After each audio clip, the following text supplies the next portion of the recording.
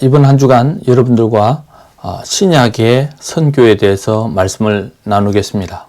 지난 한 주간은 구약의 선교의 배경, 시작 이런 내용들을 다루었으면 한 주간은 여러분들과 함께 신약의 선교에 관해서 나눌 텐데, 사실은 신약은 모든 내용이 다 선교에 관련된 내용입니다. 신약의 선교에 대해서 한 주간 동안 여러분들에게 핵심적인 것들만 좀 나누려고 생각하고 있습니다. 그러면 우리가 왜 선교를 해야 되는가부터 좀 질문을 하겠습니다. 이 선교의 시작은 죄의 기원부터, 아담의 죄로부터 하나님께서 그 관계를 회복함으로 인해서 하나님과의 새로운 하나님의 나라를 회복하는 그런 과정이라 이렇게 말씀을 드렸습니다.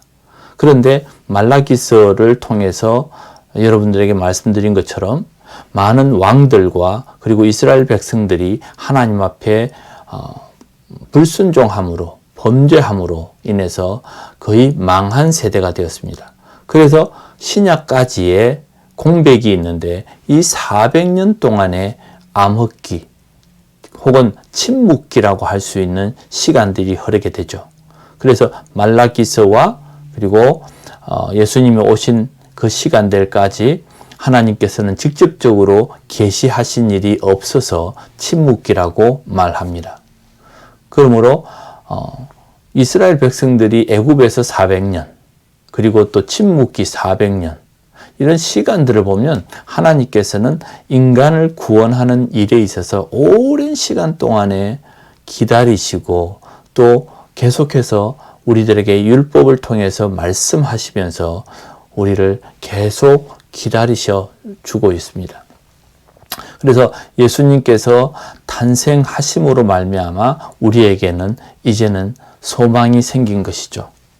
그리고 예수님께서 십자가에서 죽으심으로 우리에게는 구원의 길이 열렸는데, 이게 무슨 의미냐면 이제는 죄의 모든 문제가 해결이 된 것입니다. 여기에서 예수님께서 이 33년의 시간 동안에 사실 공생애는 3년 반 정도밖에 되지 않습니다. 이 3년의 시간 동안에 하신 일은 12제자를 키워내는 것, 그리고 계속 다니면서 복음을 전하신 것, 그래서 120명의 핵심 인물들을 만들어내고, 또 부활 승천하실 때에 기다리고 보았던 500여 형제들, 그래서 결국은 사람들을 준비시킨 일이었습니다. 그렇게 본다면 당시에 로마 제국의 통치에 있었고, 그리고 메시아를 기다리고 있었던 사람들에게 있어서 예수님은 더 이상 메시아가 아닌 것처럼 느껴졌죠. 왜냐하면 그는 십자가에서 힘없이 죽어갔기 때문에. 그러나 예수님께서는 우리들에게 복음을 전해 주셨습니다. 그게 뭐냐면 모든 죄에서 우리가 해방이 되도록 하나님께서 예수 그리스도 독생자를 죽이시면서 그 문제를 해결하셨습니다. 로마서 5장 12절에 보면, 그러므로 한 사람이 말미암아 죄가 세상에 들어오고 죄로 말미암아 사망이 들어왔나니 이와 같이 모든 사람이 죄를 지었으므로 사망이 모든 사람에게 이르렀다. 이렇게 말씀하십니다. 이 문제가 바로 선교의 시작이고 신약 선교의 시작이 되는 것입니다. 그러면 우리가 신약 성경에 있는 내용들을 한번 보면 사복음서가 있습니다. 이것은 예수님의 행적과 예수님의 죽음과 예수님의 부활에 관한 내용입니다. 그 다음에 사도행전이 나옵니다. 그리고 바울서신이 나오죠. 이 내용들을 다 보면 정말 바울의 그 전도 여행과 그 다음에 사도들이 그동안에 어떻게 복음을 전파했는지에 대한 그 행적들이 기록된 책입니다. 이것이 약 3분의 1 이상이 됩니다. 우리가 아는 대로 야고보서, 그리고 베드로 전후서, 요한일리서, 유다서, 이런 공동서신들도 있는데, 그 내용이 뭐냐면 각 지역마다 교회에 보내는 편지들의 이야기죠. 그리고 요한계시록입니다. 예수님 이후에 사도들과 그리고 각 교회들마다 이제는 복음이 전파되면서 부흥해 가고 생기는 문제들에 대한 조언들이 서신으로 오가는 내용이고, 그리고 계시록이 기록되면서 신약 성경은 끝이 납니다. 이렇게 볼 때 신약에서 예수님께서 우리에게 보여준 그 십자가의 죽음은 중요한 열쇠이죠. 왜냐하면 예수님께서 죽으심으로 말미암아 모든 것의 시작이 되었기 때문입니다. 죄는 누군가 죽어야 끝이 납니다. 왜냐하면 죄의 삭은 사망이요, 하나님의 은사는 그리스도 예수 우리 주 안에 있는 영생이다. 로마서 6장 23절입니다. 그래서 죄에 대해서는 누군가가 죽어야 되는데, 바로 아담이 죄를 가져 들어온 것처럼 한 사람이 예수님이 십자가에서 죽음으로 모든 죄값을 다 속량하시는 그런 역사가 일어난 것이죠. 하나님은 이 죄에 대해서 너무나도 민감하시고 또 하나님 스스로가 말씀하셨기 때문에 그것을 지켜야 됩니다. 로마서 3장 23절, 모든 사람이 죄를 범하였음에 하나님의 영광에 이르지 못하였다.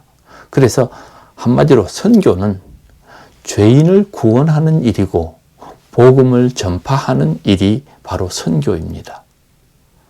그것을 하기 위해서 구약과 신약 사이에 400년이라고 하는 긴 시간을 기다리신 것이죠. 그러면 죄의 문제를 단번에 해결한 예수 그리스도의 죽음은 우리들에게는 무엇입니까? 복음입니다. 그리고 굿뉴스입니다. 그러면 이 굿뉴스가 시작일까요? 끝일까요? 죄의 문제는 시작일 뿐입니다. 그래서 예수님께서 죄의 문제를 이제 해결했으니 그 다음은 너희들이 이제는 해결해라 하는 것이 바로 선교입니다. 그런데 우리는 죄의 문제에 너무 많이 집중을 합니다. 죄에는 두 가지를 이야기할 수 있습니다. 영생을 얻는 구원에 관한 죄의 문제를 해결하는 것, 우리가 또한 예수를 믿으면서 거룩에 관한 문제를 해결하는 것. 그런데 예수를 믿은 우리에게는 정말 근본적인 죄는 하나님의 은혜로 해결이 되었습니다. 그렇기 때문에 로마서 2장 12절에 율법 없이 범죄한 자는 율법 없이 망하고 또 율법이 있고 범죄한 자는 율법으로 말미암아 심판을 받는다라고 기록하고 있습니다. 자, 우리는 율법이 있고 범죄한 것에 대해서는 우리가 심판을 받기 때문에 각자가 책임을 져야 됩니다. 그런데 우리가 지금까지 계속해서 죄의 문제에 모든 시선과 우리의 신앙생활에 집중하고 있다는 것입니다. 당연히 우리가 거룩해야죠. 그러나 이제는 우리가 감옥의 문을 열고 나와서 죄에서 해방이 되었으면 이제는 더 이상 감옥에 대한 이야기를 할 게 아니라 세상에 대한 이야기를 해야 하는 것이죠. 죄 이후에 우리에게 하나님께서 맡기신 일이 무엇입니까? 예수님께서는 사도들을 훈련하고 준비해서 그리고 교회를 굳이 만드셔가지고 땅끝까지 우리에게 증인이 되라고 명령하고 계신 것이죠. 우리가 거룩해야 되는 것 맞습니다. 그러나 이 죄에 매여서 많은 것을 잃어버리고 있지는 않은지 한번 생각해야 됩니다. 우리의 사명은 선교입니다. 그리고 우리의 선교의 조건은 거룩입니다. 죄와 거룩에 집중하는 목적이 바로 선교에 있는 것이죠. 그래서 우리가 지금 이 자리에서 하나님 앞에서 더 온전히 거룩해져서 그리고 성숙해져서 선교를 하는 것이 우리의 책임임을 잊지 말아야 됩니다. 그래서 정말 이 복음은 굿뉴스는 말 그대로 특종입니다. 우리가 보통 방송국에서 특종이 나오면 어떻게 합니까? 가장 빠르게 사람들에게 전달하고 또 어떤 방송국에서는 기존의 방송을 정규 방송을 중지하고도 이 특종 긴급 뉴스를 알리죠. 그만큼 이 복음을 전하는 일은 우리에게 있어서는 특종입니다. 그래서 산간벽지에 그것을 알릴 수 없는 사람들에게 정말 전령을 보내어서 복음을 전해야 되고 그들에게도 이 기쁜 소식을 알려야 되는데 이것이 바로 선교입니다. 예수님의 죽음은 하나님의 구원의 은혜가 시작이 된 것입니다. 그 시작된 것을 우리는 빨리 알려서 그들에게도 구원의 은혜가 임할 수 있도록 해야 하는데 그 일이 선교의 일이고 그 일이 바로 교회의 일입니다. 이것을 우리가 잊지 말아야 할 것입니다. 오늘도 우리의 사명은 하나님 앞에 정말 은혜로우던 이 생명 더 거룩하게 지켜나가되 우리가 할 일에 더 집중하자. 그 할 일은 바로 선교임을 잊지 마시기를 부탁드립니다. 기도하겠습니다. 하나님, 오늘도 우리에게 주신 이 말씀대로 우리가 더 거룩하게 하나님 앞에 온전히 세워져 가기를 날마다 쳐서 복종시키되 우리의 사명을 잊지 않고 오늘도 산간벽지에 복음을 듣지 못한 사람들에게 복음을 전할 수 있는 그런 사명을 감당하는 저희들이 다 되게 해 주시옵소서. 예수님의 이름으로 기도합니다. 아멘.